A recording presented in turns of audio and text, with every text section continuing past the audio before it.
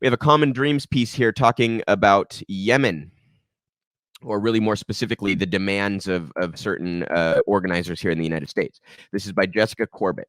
Coalition demands end to U.S. military support for Saudi-led war on Yemen. Quote, Congress must help prevent backsliding by Saudi Arabia, said one activist, by passing the Yemen War Powers Resolution and blocking U.S. military support for any renewed hostilities. More than 6 advocacy groups on Wednesday pressured Congress to cut off U.S. military support for the Saudi-led war and blockade on Yemen, highlighting that it has helped cause the deaths of nearly 500,000 people and pushed millions more to the edge of starvation.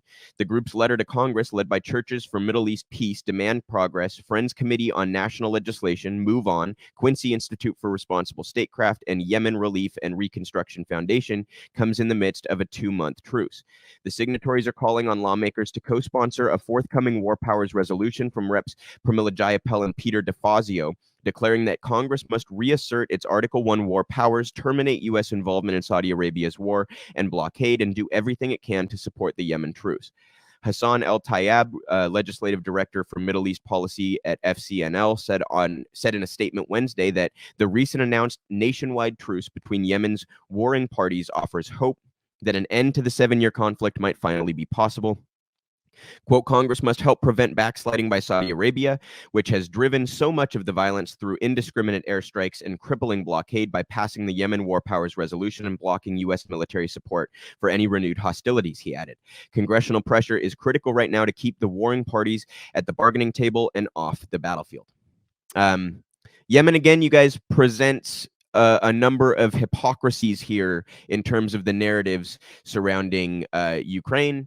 And one of those is the very obvious brazen one that we're going to condemn Putin for his war crimes while we support the war crimes of Saudi Arabia and the UAE. We are part of the coalition that has armed and funded this genocide in Yemen. We support the blockade that has been internationally condemned. At this point, 377,000 Yemeni civilians are estimated to have died. 50,000 of them are children. And yet we have the gall to sit here and condemn Vladimir Putin, who, again, you guys, two things can be true. I condemn Putin's invasion. I condemn Putin's war crimes. I unequivocally condemn all of it.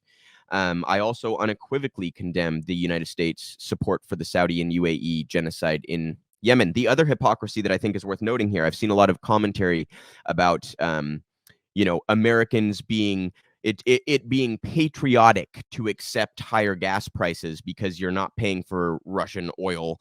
Instead, you're paying for oil from moral sources. I mean, first of all, you guys, very little Russian oil actually came to the United States. A lot of it goes to Europe and other places around the world. Very little to the United States.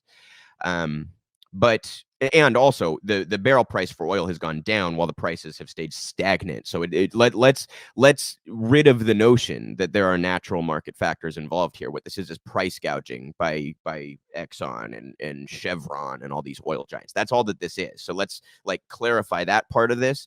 But insofar as anyone might buy into the narratives that the Russian invasion of Ukraine is affecting prices at the pump here in the United States, do you think that it is moral to purchase your gas from Saudi Arabia? Like they're a right-wing theocratic regime that pushes Wahhabism. We're going to treat them like they're a moral source for resources. They're engaging in a genocide of their neighbor right now over religion and territory and power. I mean, we're going to treat them like some sort of good actor, like this is a moral source for oil. I mean, it's insane. It is so insane how easily Americans are convinced of these superficial, vacuous narratives that the press, instills upon them. And I shout out Common Dreams here for highlighting this push to end our support for the genocide and the blockade in Yemen.